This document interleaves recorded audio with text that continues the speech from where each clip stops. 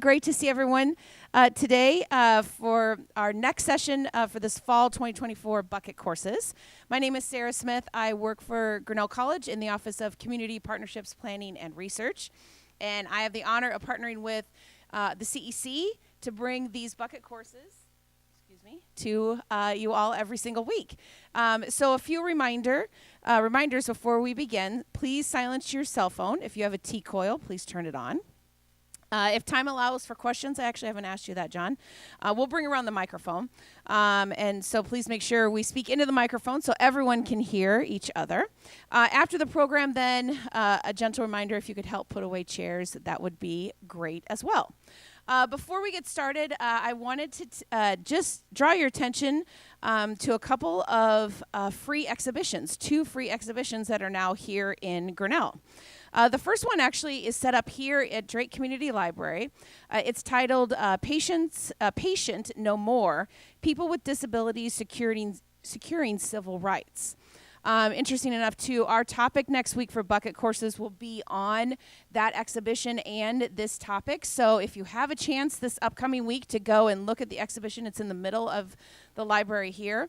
Our speaker next week, Autumn Wilkie from Grinnell College, will talk about the content in that exhibition. So it'll be great to check that out. The other one that I want to draw your attention to is actually at City Hall. It's a Smithsonian exhibition titled Spark Places of Innovation. I have postcards by the cookies out there, too. So please take one so you can remember to go and take a look at this exhibition. It is at the City Hall until October 20th. This exhibition is about 30 small rural communities throughout the United States who came together and reinvigorated their small town through innovation, whether that be through arts, technology, history, culture, wide variety of topics. So please go and check it out. It's a beautiful exhibition, and we're always great to have Smithsonian exhibitions in town. Hi, Leslie. Good to see you. Leslie and I worked really hard on making sure we could get Smithsonian exhibitions into this community. So go check it out and take a postcard so you remember. All right, now, today we have the honor of having Professor Jon Andelson with us. He will give a talk on these 2 groups, Meskwaki and Amana Colonies, and how, their arrival in Iowa and how that happened and the connections that they made. So, without further ado, could you please help me welcome Professor Jon Andelson?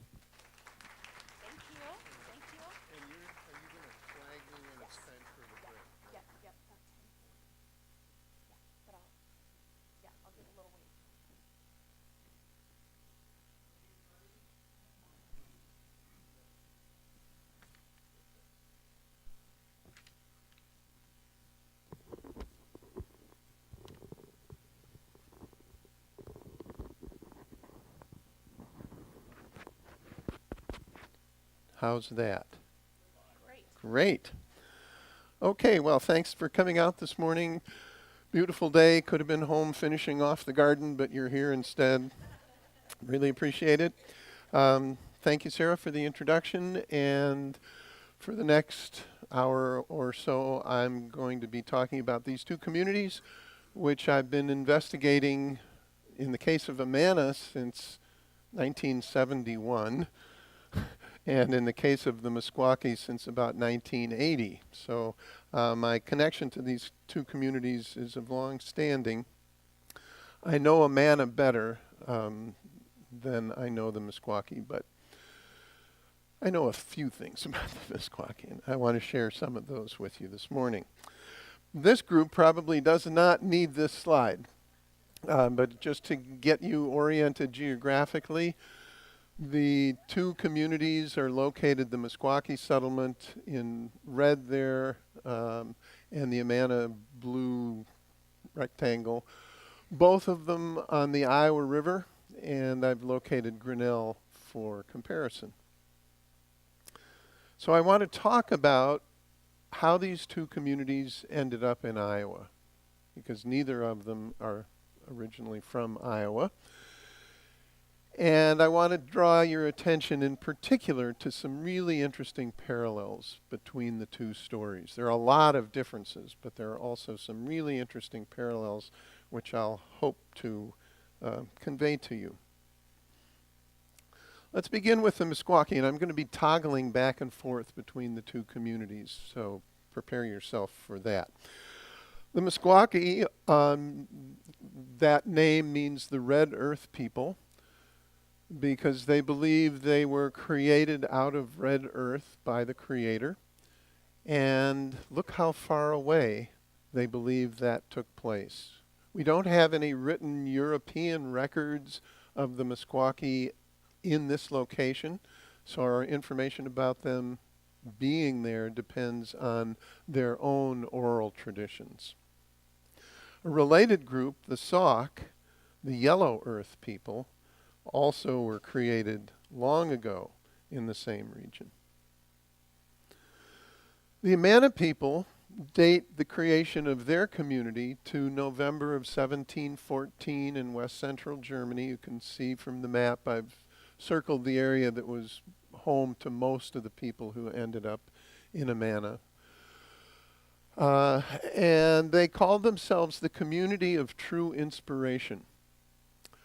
What they meant by that was a belief they held as part of their Christian identity that God would select certain individuals to convey his words to the community. These individuals were called instruments, as in an instrument of God, and the process by which God spoke through these people was called inspiration. So they believed in divine inspiration, much like in the days of the Old Testament prophets. They viewed these people in a similar way. They weren't divine themselves. They were inspired by God. The Amana people had come to this view just before breaking away from the state church, the Evangelische Kirche in Germany, and we'll hear a little more about that later. So, both involved rather long migrations from their original homeland to Iowa. There are noteworthy parallels in the two communities. The Meskwaki, the original homeland, was about 1,400 miles to the east.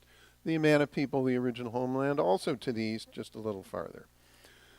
The Meskwaki purchased land in the Iowa River Valley in 1857. The Amana people purchased land in the Iowa River Valley in 1855.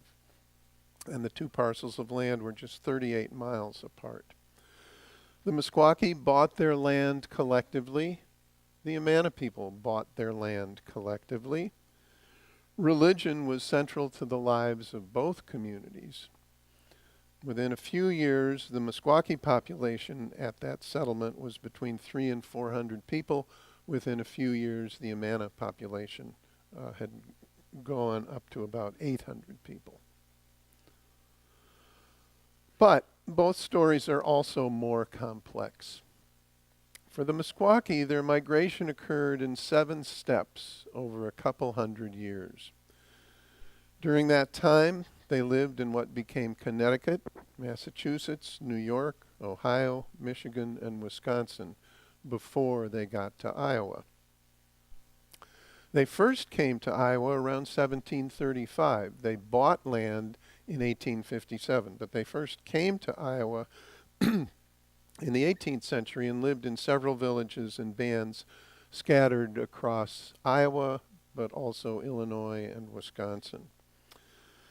For the Amana people, their migration was preceded by a gathering onto selected estates in the Principality of Hessen in Germany in the 1830s. And then the main group of their people emigrated from Germany to the United States in 1843, settling near Buffalo, New York. I'll say a little more about that later. And adopting a communal economy in imitation of the apostles, as described in the book of Acts. Individuals had no private property, but held all things in common. The community then, in 1855, relocated to Iowa. Well, it was a 7-year process moving from New York to Iowa, but eventually they all came to Iowa. So let me pose a question to you. Why do groups of people migrate?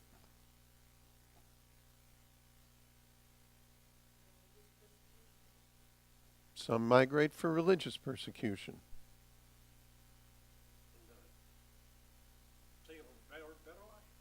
Hoping to get a better life.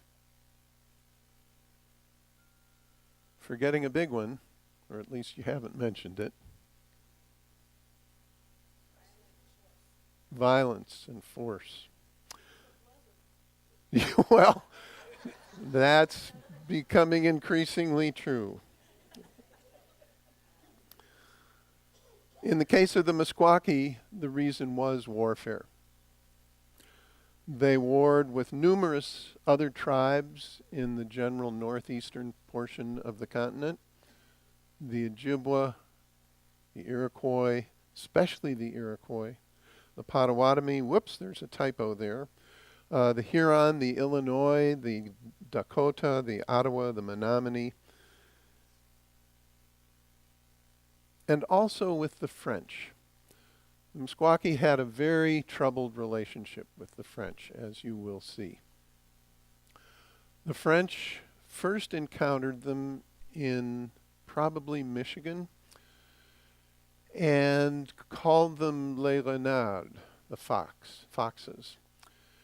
There's not a clear explanation for why they called them that. There are a couple of theories. My preferred hypothesis is that they misunderstood the name of a clan, the Fox clan, for the whole group.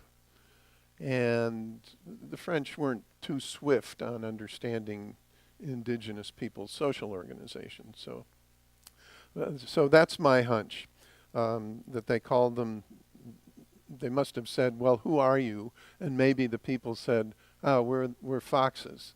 We're members of the Fox clan. But the French thought that was the whole group. So what was this warfare all about? Two major reasons for the warfare. First one was competition with other tribes for subsistence resources. The arrival of Europeans in North America triggered a lot of movement, partly as the result of warfare, partly as the result of diseases, partly as a result of trade. And people in the whole eastern part of North America were moving around a lot. And this created some strain in the area of subsistence, finding resources to make a living. And so there was competition with other tribes over those resources. The second reason was competition with other tribes for trade with Europeans. And that competition was because the Europeans wanted furs and fish especially, and the native peoples wanted especially metal goods of various kinds, guns and ammunition. Blankets was a favorite trade item, beads and other things. So the Meskwaki were engaged in warfare with other native peoples and with the French and also the British to a lesser extent over resources, basically over resources. So I want to kind of characterize the main reason for the warfare as economic. Here's an 18th century print showing an indigenous person. Looks like they're trading fur pelt, animal pelt, to a European. Here's a much later artistic rendering. I think this might supposed to be Champlain. It doesn't say in the references, but again, trade between the Europeans and the native peoples, and you can see that the European has laid out all kinds of metal tools, hatchets and knives and so on the ground. The warfare intensified after 1701 in the case of the Meskwaki. France was trying to control the trade for its own benefit, to make deals with different tribes, to basically have a monopoly on the trade. The Meskwaki took exception to that. And I don't know why they did more than other tribes. They'll tell you we've always been more ornery. I don't know if that's a good explanation. But the Meskwaki began to engage more and more in attacks against fur trading posts, attacks against other indigenous groups to try to drive them out of the trade as middlemen, and so the Meskwaki could control it more. And in general, they resisted the French attempt to dominate the trade. Things got so bad that the King of France, Louis XIV, proclaimed a war of extermination against the Meskwaki. Said we need to eliminate them as a people. Far as I've seen, that's the first and only time that the nation of France ever declared a war of extermination and targeted the Meskwaki in particular. The resulting wars have been labeled the Fox Wars, and they lasted in different locations, as you can see there, from 1701 to 1735. And it was not against only the French that the Meskwaki were fighting, but also against their Indian allies, who were legion. All those other tribes that I mentioned in an earlier slide, all of them fought against the Meskwaki in alliance with the French. So it was a very lopsided war, and the consequence of the war was a drastic reduction in the population of the Meskwaki, estimates from 6,500 down to about 500. They were on the verge of being eliminated, which had been the chief goal of the French and their Indian allies. When the Sauk, the Yellow Earth people who had not been participating in the war against the Meskwaki, decided, after all the long history of them being in relation to one another, to give the Meskwaki refuge. You can see the circle on the map is the theater of the Second Fox War, and at the end of that, in 1735, the Sauk and Meskwaki left Wisconsin and came to Iowa and into Illinois. Anybody have any questions about the Meskwaki part of this? Yes.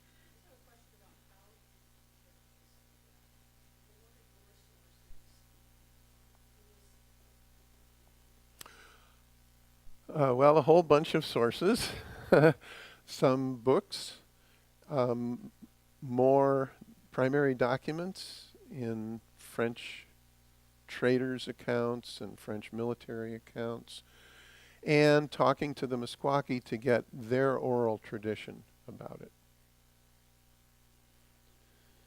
Okay, let's take a look at the inspirationists. For the inspirationists, the main reason behind their migration was religious persecution. They faced fines and imprisonment, floggings, banishment from towns and entire districts. It was not a pretty sight. And the reasons for the persecution were basically religious. I mentioned before that they had separated from the state church in Germany, and this, of course, aroused the enmity of the church.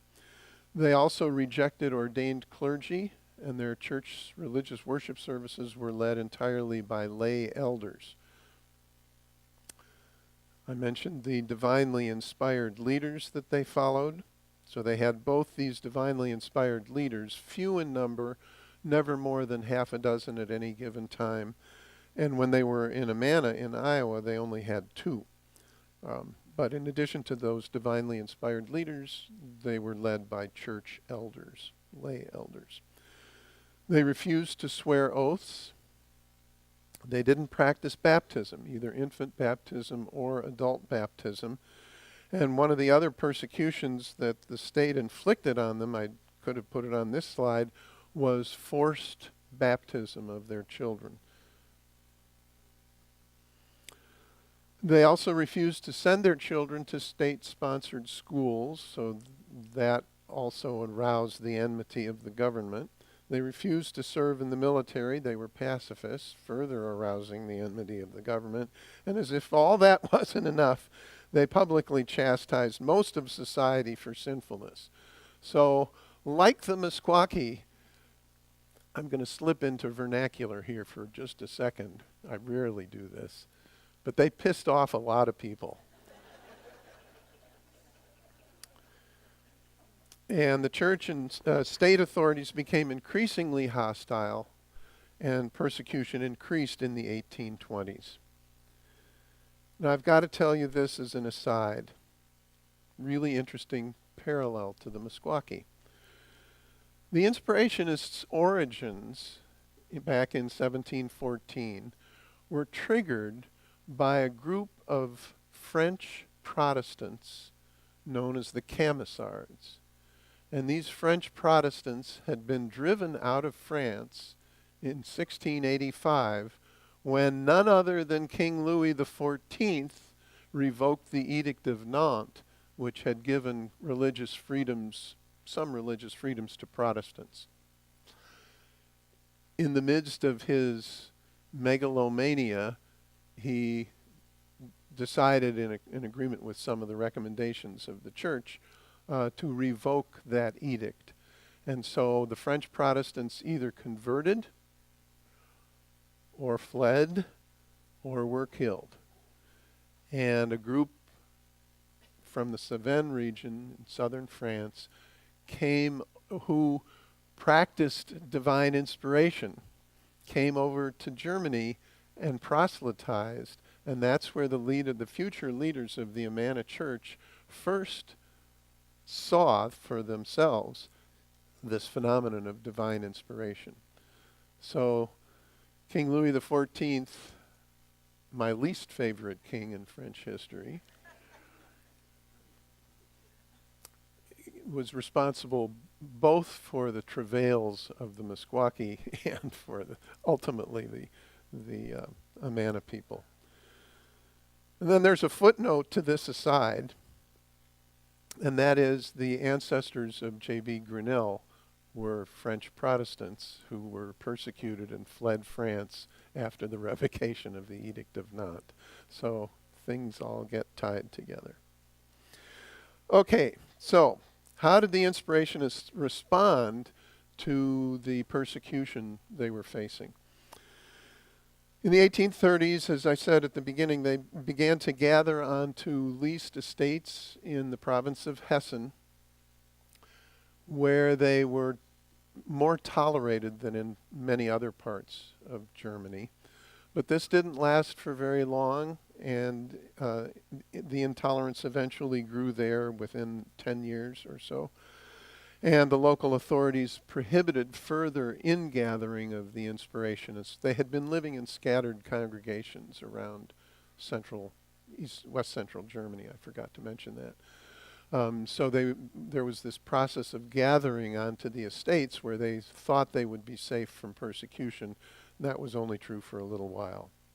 So the ingathering came to an end. The persecution began to increase in the province of Hessen as well. And so their second response was to listen to a commandment from God spoken through one of their inspired leaders to leave Germany. Lots of people were leaving Central Europe at this time, and the Inspirationists were among them. In 1843, all of the members pooled their money in order to pay for ship's passage across the Atlantic. There were wealthy members of the community and relatively poor members of the community, and they wanted to move together. The feeling of community was strong enough in them that they wanted to bring everybody along to the New World. And so they pooled their money not only for the passage, but also to purchase land. And they purchased a pretty big chunk of land, about 10,000 acres, right just to the the east and north of Niagara Falls. And some of the older people in Amana had heard stories that people growing up at that time remember hearing Niagara Falls in the distance. They were that close, at least some of them were.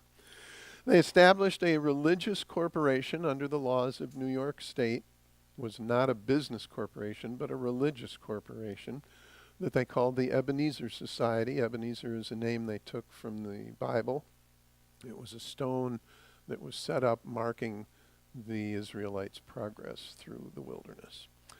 And as I mentioned before, they adopted community of goods, had all things in common, and they created a very diversified economy that included farming and manufacturing and crafts, and became almost entirely self-sufficient.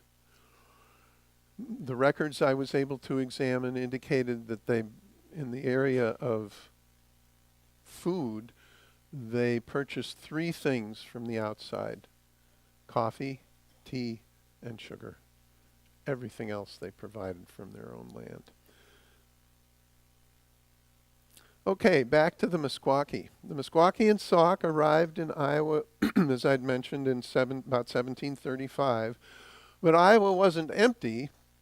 They came upon lots of other tribes, some of whom they'd already been warring against, or at least the Meskwaki had been warring against, and had to deal with these other tribes in the presence of these, in some cases, former enemies. Well, they continued to be enemies for a time. This is a kind of unusual map in that it isn't based on a particular short period of time. It covers all periods up until about 1830. But it shows a lot of the tribes that the Meskwaki encountered. Here you can see the different colored dots. The Meskwaki themselves are the red dots, and that's the portion of Iowa that they came to inhabit.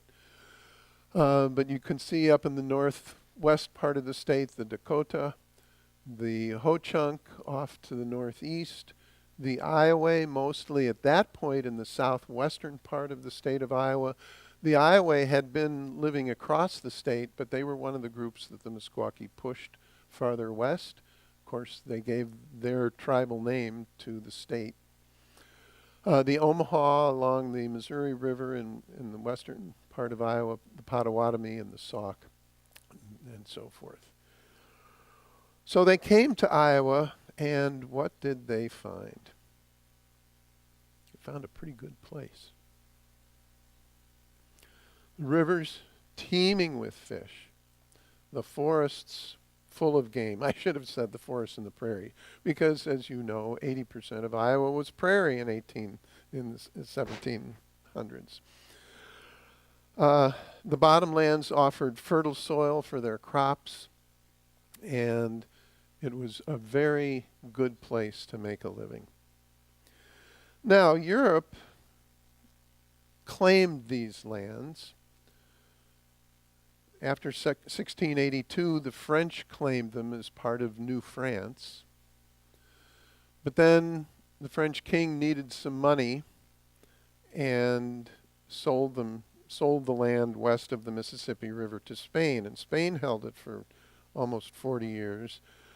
Then the king of Spain needed some money, and so he decided, hey, you want that land back again? I just need a few bucks. And so it went back to France, but France only held it for 3 more years, and then you know what happened, I think. Oh, but control of the land west of the river was never more than nominal. There weren't big forts, either French or Spanish. There were settlements, but they didn't really exercise control. So it was mostly a place where the native peoples were doing their thing and engaging in the fur trade and other things.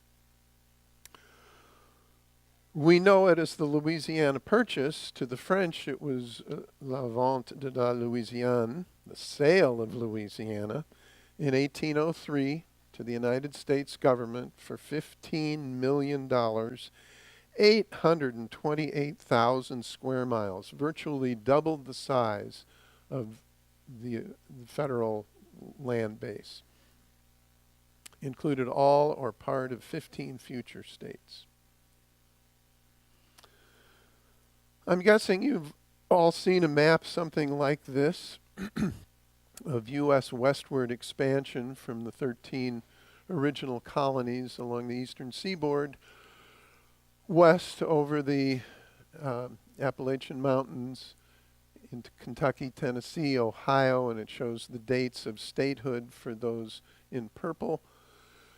And then going a little farther west, you can see that Indiana Territory was set up in 1800 and originally included what became the states of Indiana, Illinois, Michigan, and Wisconsin, and a bit of Minnesota.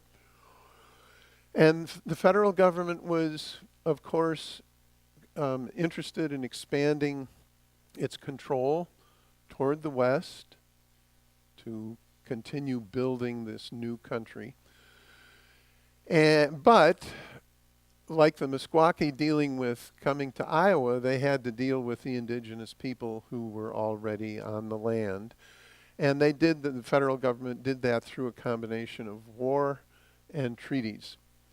One of the interesting things about several of the treaties is that they were made in anticipation of the arrival of white settlers, but before the actual arrival of white settlers, and that was true in the case of the Meskwaki. The federal government made a treaty with the Sauk and the Meskwaki in 1804, according to which the Meskwaki would give up, the Meskwaki and the Sauk would give up control of land that they claimed that was east of the Mississippi River and agree to move west of the Mississippi River when white settlers began appearing. Really interesting. In the meantime, the government said you can continue to use the land, you can continue to have your gardens, you can continue to hunt, you can trade, you can trap, can do everything until whites arrive. And then we're going to ask you to leave and go west of the Mississippi. So this map shows the territory that the Meskwaki and Sauk agreed to cede to the federal government once white settlers show up. The map shows the principal Sauk village of Saukenuk, which was located at the confluence of the Rock River and the Mississippi River. What else do I want to say about the map? Oh, it included not only land in western Illinois, but a little bit of land in southwest Wisconsin and a little bit of land in Missouri. Well, no surprise, whites began moving into the area, but it took another 25 years. So in the meantime, the Meskwaki and the Sauk were doing their traditional life practices. But then when whites started showing up, the governor of Illinois said, okay, time to leave. Meskwaki and Sauk didn't quite get it because they had signed a piece of paper, but then nothing changed for 25 years. They continued to hunt, continued to farm, continued to trap, continued to trade. They didn't quite get it. They also didn't quite get it because the treaty was signed only by Sauk chiefs, not by any Meskwaki chiefs. They also didn't quite get it because the Sauk chiefs who signed the treaty were lesser Sauk chiefs who did not have the status to sign land away. They also didn't quite get it, I'm quite sure, because the Sauk chiefs that did sign the 1804 treaty, according to European records, well, let me start that sentence in a different way. According to European records, there was an abundant amount of alcohol flowing into the treaty discussion. And the suspicion, and I would put my hand in the fire, that the government was making sure that those Sauk chiefs were inebriated and then got them to sign. So there were a whole bunch of things wrong with that 1804 treaty. And when the Illinois governor said, okay, it's time for you to go, a resistance movement developed among some, not all, of the Sauk and Fox, or Sauk and Meskwaki, under the leadership of Black Hawk. He was 65 years old, but he became the leader of the resistance and initiated the so-called Black Hawk War, in which, well, what he did was take 1,000 of his followers, men, women, and children, and cross back across the Mississippi to the east side to plant gardens. Because they said, this is still our land. The government viewed this as a treaty violation and sent 12,000 federal troops after Black Hawk and his band of 1,000 men, women, and children. And the Illinois governor called out the state militia to join forces with the federal troops. And just as a footnote to history, a couple of the people involved on the federal government side, on the Army, included Abraham Lincoln and Jefferson Davis, President of the Confederacy.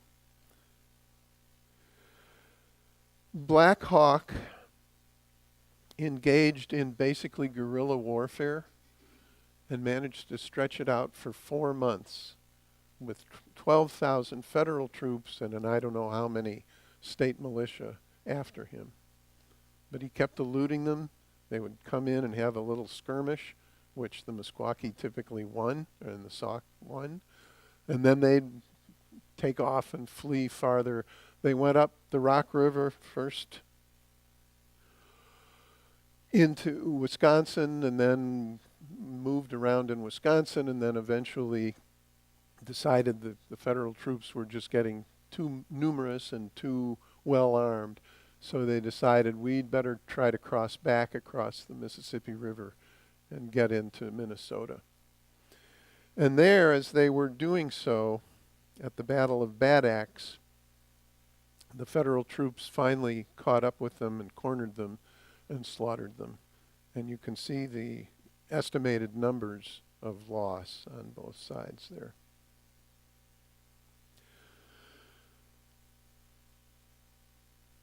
There's a really, really interesting story to tell about the subsequent career of Black Hawk, which I don't have time to go into.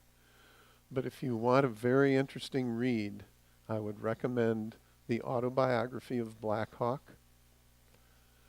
It was published in 1833, the year after he was defeated at the Battle of Bad Axe. And it's the first book published in what became the state of Iowa.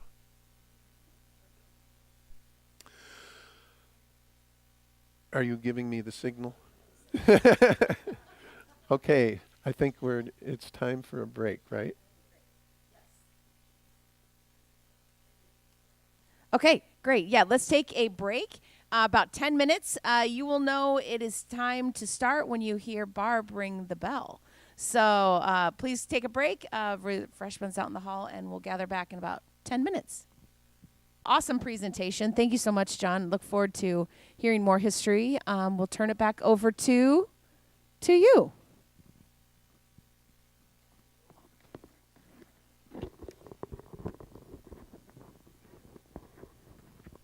We good? Yep. Okay. The Battle of Bad Axe was the beginning of a series of treaties between the government and the Meskwaki and Sauk. And one of the main signatories to those treaties on the Meskwaki side was Chief Powashik. This is the only known portrait of Powashik, so soak it in.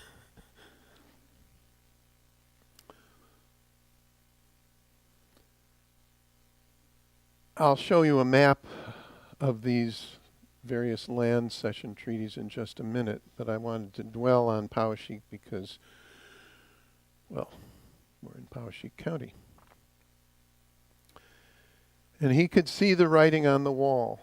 And in a speech that he gave in Iowa City in 1838, he said this: "I know I must go far away, and you will be glad when I'm gone. You will soon forget the lodge fire and the meat of the Indian that has ever been free to the stranger."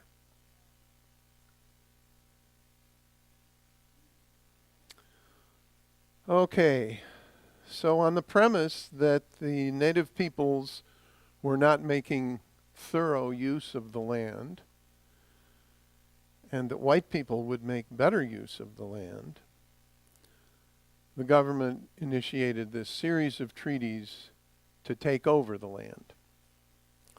And it started within the state of Iowa. It started in eastern Iowa with the so-called Black Hawk Purchase. You can see, I have a pointer. I almost forgot about the pointer. You can see the Black Hawk Purchase there. Interesting, I don't know if you can read it, but there's a strip of land right there. You can probably at least see the outlines that says Keokuk Reserve. Keokuk was another Sauk chief who decided not to resist the requirement that the Meskwaki and Sauk move west of the Mississippi. So the government rewarded Keokuk for not participating in the war by giving him and his followers that little strip of land. They only held it for 4 years, though, because then in another treaty they had to give it back to the government. And then so that was 1832, the year of the Black Hawk War, was the Black Hawk Purchase. And then a second slice in 1837 from another treaty. And then in 1842, 4 years after after Powashik made that little speech, they signed yet another treaty to give away, to cede to the government all of their remaining land in Iowa, 13.5 million acres. But part of the terms of the treaty were that they didn't have to leave immediately. You can see that they were given a year more to live in this section, and then another 2 years until 1845 before they had to leave this section as well. In the meantime, the government set up a model farm and trading post in 1840 to serve Chief Powashik's village, and that was located right there. Location of the future site of Grinnell identified on the map as well. And the purpose of this model farm is just what it sounds like, to teach the Meskwaki how to farm in a European style of farming rather than the kind of farming that was traditional to them. And then the trading post is self-evident. But sometime in 1843, the Meskwaki and Sauk had to leave that parcel of land, and then the land was purchased from the government by a family by the name of Whiting. That sounds like a minuscule detail of history, but it turns into a really interesting one if you stick with me for another 5 minutes or so.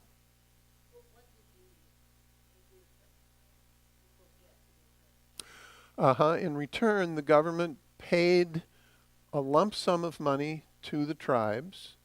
They also paid annuity payments, so that was a smaller amount of money every year for 30 years. They For example, at the farm, they provided livestock for them to learn how to manage livestock. They provided a blacksmith shop to help them repair their metal tools, iron tools, some food. So it wasn't a steal because they were getting things in return, including money. But they didn't have a choice. So in that sense, it was kind of by force. So the Meskwaki and Sauk, after 1845, were all told they had to move to a reservation in Kansas, in eastern Kansas. You can see it on this old 19th century map. Okay. Meanwhile, you still remember the Inspirationists? Problems arose in Ebenezer, New York. The land holdings turned out to be too small for the growing population. More members had come over from Europe, and when the population in Ebenezer was about 800 people, they had just about enough land to make it work. But by the early 1850s, the population had gone up to about 1,200, and the land base just wasn't adequate. At the same time, the city of Buffalo was expanding, so land prices were really high, and it was impossible for the Inspirationists to acquire more land contiguous to the land that they owned. Another problem with Buffalo, and I think it would have been true of any city, not just Buffalo, was the temptations, the worldly temptations that it presented to especially the young people in Ebenezer. So the stories, the oral tradition in Amana is that, well, the young people, a couple of the young men especially, would have been sent by the elders with a load of blankets from their woolen mill to go sell them in Buffalo. And for some mysterious reason, it would take them a week to make the sale. And during that week, they were susceptible to all kinds of temptations. Also, some of the neighbors in and around Buffalo, some of their neighbors, resented the community because of the economic clout it had. After all, it was a big group of people all behaving collectively, and so they could kind of control markets and prices in the area to a limited extent, but it earned the ire of some of their neighbors. So, new problems in New York. How did they respond? Well, perhaps not surprisingly, God told them, you're going to have to move again. Search party went to Kansas in 1854, didn't find anything that they liked in Kansas. They were also put off by the pre-Civil War turmoil in Kansas. And so they came back not having found anything, but a second party went out the same year, and this one to Iowa, and they found a spot on the Iowa River that had everything they needed. Abundant, excellent farmland, timber for construction and fuel, river power for their mills, sandstone and clay for building materials, and isolation from the world. In New York, they had lived about 5 miles away from Buffalo. In Iowa, this land that they found was 20 miles away from Iowa City, and Iowa City only had about 1,000 people. Buffalo, meanwhile, was growing up in the 40,000, 50,000 area. So it was a perfect place of refuge. They bought Whiting's farm. Small world. And other contiguous land in 1855, and they established the Amana Society, kind of a parallel to the Ebenezer Society. It was a religious communal society organized as such under the laws of the state. Also known, as the Amana Colonies. And over the next 7 years, they moved their members from New York to Iowa and continued as a religious communal society for a total of 89 years. It's maybe the 4th or 5th longest religious communal society in U.S. history. But in 1932, for a whole series of reasons that would constitute another talk by itself, they reorganized. They took a vote and decided that the communal system wasn't working anymore and they would have to change to adapt. And so they changed into a for-profit joint stock corporation that was separate from the church. Previously, the church had been a theocracy. And that's how they exist today, as the Amana Society Incorporated. And I'll say just a few more words about that. This is a scene from South Amana showing one of the communal era homes. That building, that brick building, would have held 4 families, and then some other outbuildings. Well, the Meskwaki didn't like Kansas either. And many drifted back to Iowa. And here's a report from 1849, I think it was, or 50. Great excitement prevailed amongst the frontier settlers in Johnson, Iowa, and Tama counties, owing to the return of a large body of Sac and Fox Indians who, under the lead of their chiefs Powashik, Chamonix, Pitakota, and Kennesaw, who had returned from Kansas and taken possession of the country lying north of Marengo on the Iowa River. For the purpose of removing them, 3 companies of U.S. troops were ordered from Fort Snelling, Minnesota, with orders to remove them peaceably if possible and forcibly if necessary. So the Meskwaki that the troops could find were rounded up, marched back to Kansas, and within a few months they started drifting back to Iowa. The troops got called out again, rounded them up, marched them back to Kansas, and within a few months they started drifting back to Iowa. It began to grate on some whites in Iowa that this was happening to them. Oh, I should say this too. Some of them never left Iowa, but they tried to hide from the soldiers. And the Meskwaki found friends among sympathetic whites who signed petitions to the state and federal government encouraging the governments to try to find a way to allow the Meskwaki to stay in Iowa, rather than this farce of moving them back to Kansas and having them drift back to Iowa. Here's a petition to Congress from 1852 saying, well, majority of citizens of this county have no objection to their remaining in this country and are willing to assist them all they can. Well, so some of these petitions found their way into the hands of, show of hands, who knows who this is? J.B. Grinnell was a state senator at this time in Des Moines, and he promoted very vigorously legislation that would allow the Meskwaki to stay in Iowa. And it was enacted in 1856. I'll let you read it.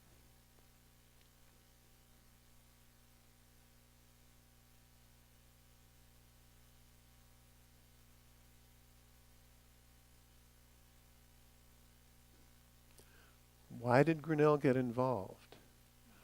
I think it's because his ancestors were persecuted Camisards, and he was sympathetic to any people that he felt were being persecuted. Okay, so the Meskwaki are permitted by the state legislature to remain in Iowa. How could it be arranged?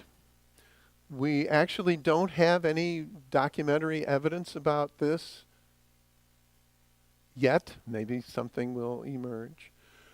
But at this point, we have to rely once again on Meskwaki oral tradition. And Meskwaki oral tradition says that a group of them went to see Governor Grimes, and he said, I can't just give you land. That's not within my power. But if you can find somebody who's willing to sell you land, you can buy it, and then you'll have a land base. So, we have a recollection that came down that was recorded in 1905 from David Butler as follows. In the spring of 1857, an Indian came on horseback and talked with Isaac Butler of Tama County about the purchase of some land. He went away and came again, and all about 3 times. Finally, a bargain was made for 80 acres. The consideration paid was $1,000 in cash, which the Meskwaki had because of treaty money. So that was one good use they could make of it.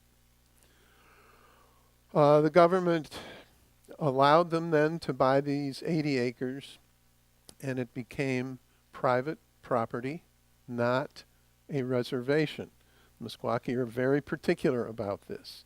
They were the first tribe in the United States to buy back some of their own land, something they're very proud of, and it has hardly happened since. So they began to formally occupy these 80 acres, and then all of a sudden, the Meskwaki and the Amanas became neighbors. They were only 38 miles apart, and there was regular contact between the two communities. We know Meskwaki men were given permission by the Amana Church to come to Amana land to hunt and trap. And we know that Meskwaki women often came to visit the communal kitchen houses, offering some Meskwaki food and hoping to get some Amana food in exchange, probably hoping that they would get more food than they were giving because they were very poor. And the Amanas looked, by comparison, very, very rich. I mentioned, and so on the left of this picture, you see a Meskwaki woman and child approaching one of the kitchen houses, and an Amana man kind of, well, I don't know if he's welcoming them, but at least he's in the picture. And on the right, you see a couple of Amana women on a camping trip. Those are tents near West Amana, and a group of Meskwaki women and children have joined them. So relations were pretty cordial. The Meskwaki were also really interested to get Amana blankets from the Amana woolen mill, and so those transactions also happened. Unfortunately, we have very little documented material pertaining to these encounters. Well, I said that Amana changed its structure in 1932, and the visits between the two communities virtually stopped happening. And I think the reason was that as long as Amana was communal, and there was a communal sense to the community, and there were communal kitchens, the Meskwaki kind of understood the place. And once the Amana people changed and reorganized and embraced capitalism, the Meskwaki probably didn't feel as comfortable there. For one thing, all the communal kitchens closed immediately, and there was no place to visit to hope to get food. But on their own, the Meskwaki have, especially recently, have prospered. And this map shows the subsequent land purchases that they've been able to make. The yellow A, the yellow square rectangle labeled A, is the original 80 acres right on the Iowa River. And then you can see that today the holdings are much increased. Today, the Meskwaki operate a casino, as you no doubt know, and a lot of other businesses, and they are the largest employer in Tama County. Today, the Amana Colonies are home to numerous businesses, not only the Amana Society incorporated businesses, but a lot of private businesses. And the Amana Colonies have the largest number of jobs in Iowa County. So, despite important differences in these two stories, there are, I think, some really, really nice unifying themes. Emigration from distant lands to escape persecution. Finding refuge in Iowa. Collective ownership of the land. This continued in Amana even after 1932, after they embraced capitalism. The Amana land is still owned collectively by Amana Society, Inc. and its shareholders. And Meskwaki land is held collectively. The centrality of religion in the two cases. The centrality of community, holding people together. Prosperity through modified capitalism. And what I mean by modified capitalism is capitalism with a conscience. In Amana, they take care of their people in ways beyond pure cost-benefit analysis. So do the Meskwaki. And both places, both groups of people have developed very strong ties to place. They view place, the place that they occupy, as sacred and as given by God. I want to thank especially among the Meskwaki my friends Jonathan Buffalo and Suzanne Wanatee Buffalo, and my former advisee at Grinnell College, Stephanie Bad Soldier Snow, who've been great support and provided lots of the information, especially Jonathan, that went into this talk. And in Amana, I'd like to thank Lanny Haldy, the former director of the Amana Museum, Janet Zuber, who translated a lot of the early Amana history into English, and Peter Hanley, who actually published a small article on the Meskwaki and Amana that I dipped into for a few things.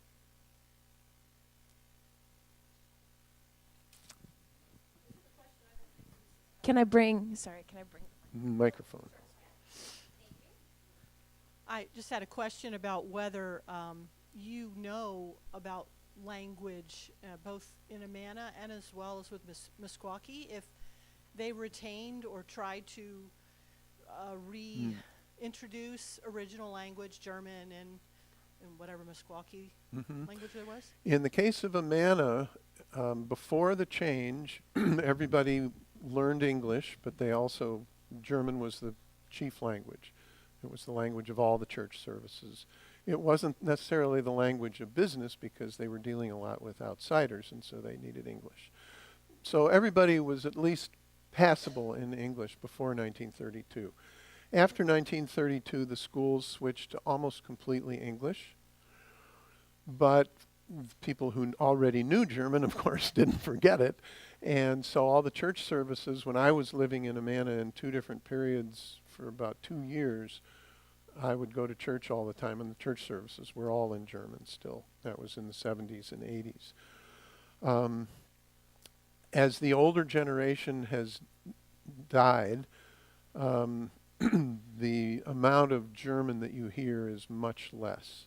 But still, some of the young people have made an effort to learn it, and they're teaching it again in the schools after not for a while. In the case of the Meskwaki, kind of similar, everybody was bilingual, almost everybody was bilingual.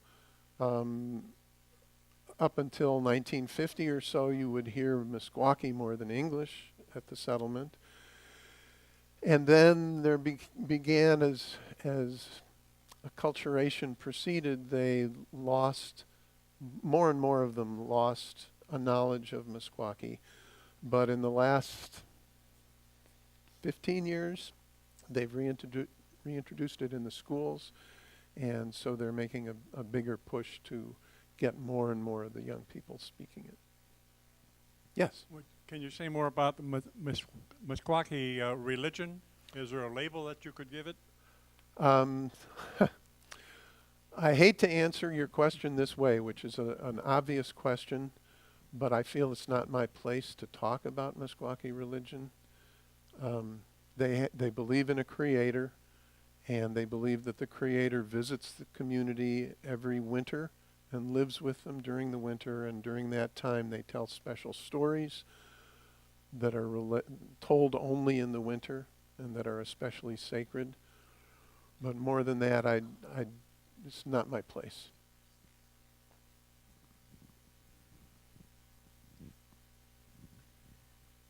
Earlier you had mentioned that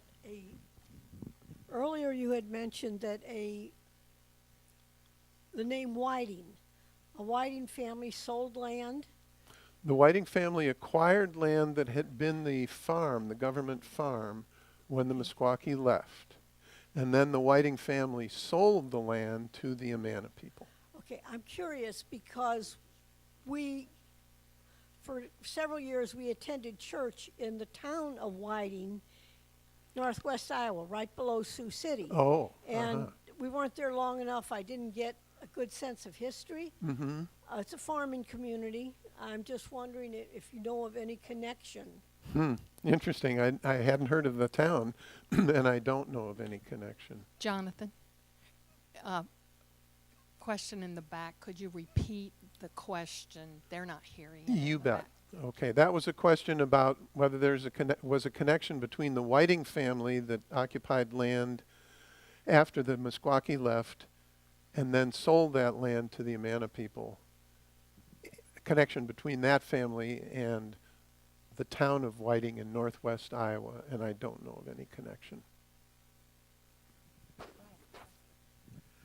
In Amana, it feels to me like not a thriving place, but a declining place. Do you have any sense of that? You know, they closed that big factory and stuff some years back. Well, the factory is operating. It's just not operating by Amana. It's operating by Whirlpool. You're talking about the refrigeration plant? Mm-hmm.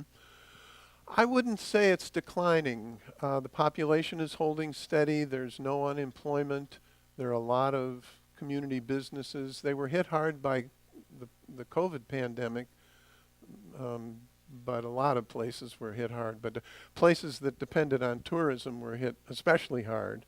But they're rebounding after that decline.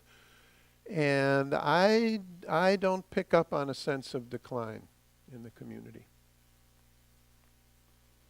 I've been trying to put together the syllables to come up with Meskwaki, and I can't. Can you tell us where that name came from? The name Meskwaki? All I can tell you, Gene, is that it means the Red Earth people. Mm-hmm. And I asked somebody who works at the college who's married to a Meskwaki man, how actually do the Meskwaki pronounce that name? And to my astonishment, she said, I really don't know. You'd think it would have come up. But it may be, their pronunciation may be closer to Meskwaki. Some time ago, a group of us drove around, the Meskwaki settlement. I don't know if that's Settlement what you is call it. exactly right. Yes. There are houses there. So are the houses owned individually by Meskwakis or are they communal? The houses themselves are owned by individual Meskwaki families. And if this was fairly recent, you probably were struck by how nice they looked. Everybody at the settlement can get a new house, and they almost all have. When I first started visiting the Meskwaki settlement in the late 70s, I suppose, it almost felt like driving through a third world country.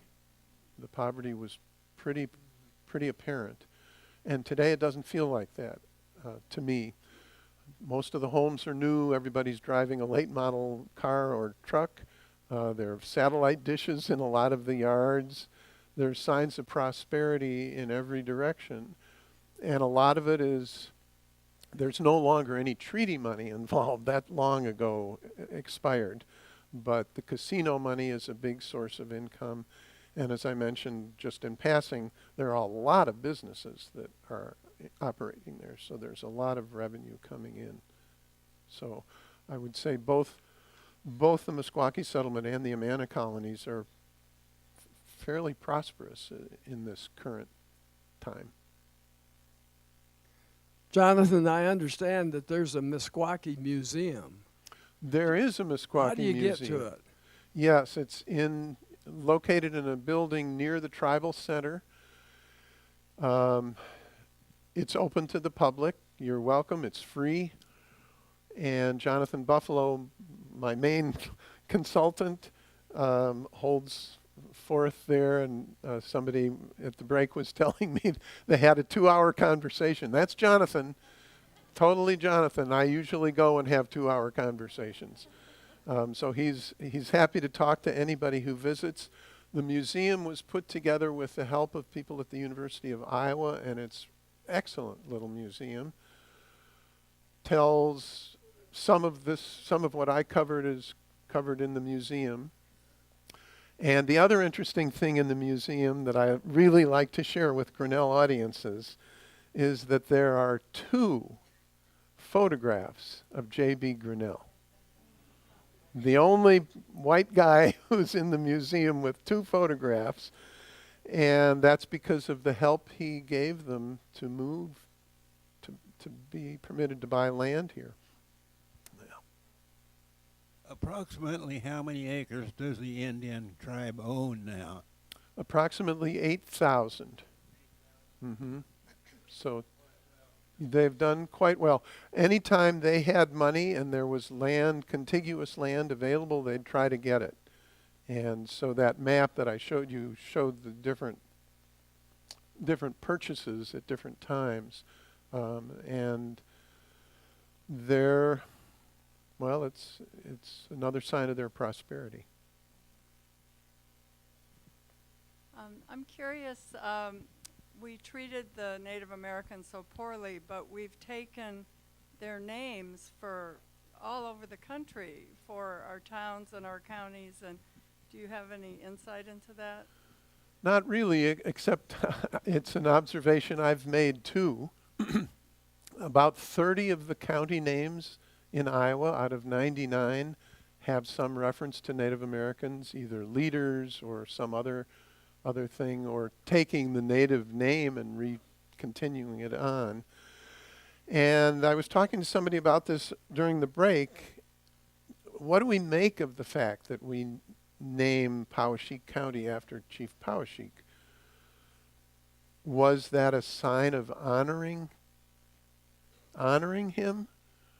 Was it a sign of kind of honoring, but by the way we defeated him? I think everybody's going to have to come to their own conclusion about what the significance is. I asked a high school student if they've ever heard the story of J.B. Grinnell being instrumental in allowing the Meskwaki to move back to Iowa. He said, I never heard it, and none of his classmates have heard it either. But I'm hopeful that in the new museum that's coming up, I see Anne, that we'll have some attention to not only the Meskwaki on their own, but also to the connection with J.B. Grinnell. John, what are the requirements for tribal membership? The Meskwaki are trace descent patrilineally, meaning through males. So if your father is Meskwaki, you can become an enrolled member. If your father is not Meskwaki, but your mother was Meskwaki, you cannot become an enrolled member. And my former student, Stephanie Snow, who works for the tribe and has been involved in lots of ways, lots of activities that benefit the tribe, is not an enrolled member. Jonathan Buffalo, the tribal historian, is not an enrolled member because his father was white. Yeah. So that's what it takes, just that kin connection. Well, if you are an enrolled member, you get benefits. You get benefits from casino money, things like that. If you are an enrolled member, you can live on the settlement. Jonathan cannot live on the settlement. It's odd. He just learned this about a year ago, and he and Suzanne were pretty upset because they were living in the home that his mother had lived in, his late mother, and they had been in it for almost 20 years. And suddenly the tribe decided, hey, we're going to get tough about this home restriction, and so they had to leave. Now they live in Marshalltown.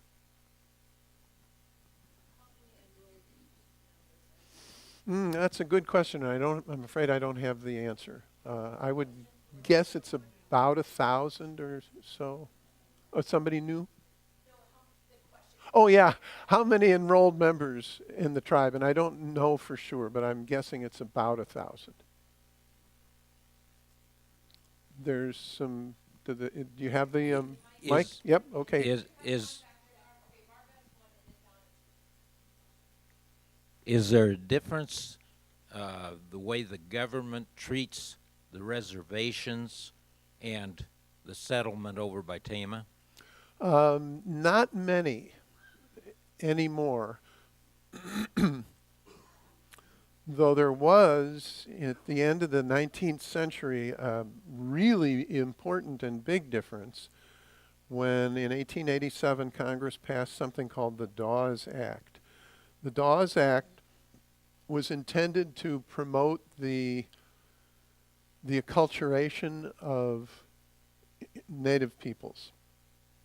And according to the Dawes Act, a reservation would be taken and subdivided into smaller parcels that would be assigned to families. And before John Collier, the head of the Bureau of Indian Affairs under Franklin Roosevelt in the New Deal, put an end to it, this Dawes Act had resulted in the dissolution of a whole bunch of reservations, including, by the way, the Sauk Reservation in Oklahoma. Since the Meskwaki settlement here wasn't a reservation, the Dawes Act didn't apply to them. So that was a real blessing for the Meskwaki. But today the Bureau of Indian Affairs has somewhat control over things at the settlement. The Indian Health Bureau works at the settlement as well as at reservations. So in most ways, they're getting the same kind of benefits from the government that reservations get. One more. I was just going to say, John, that am I talking to people? Mm-hmm.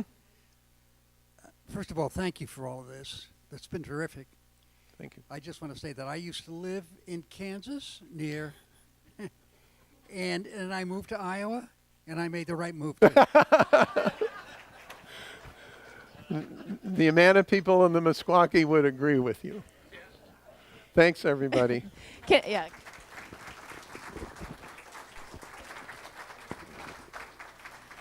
Jon, thank you so much.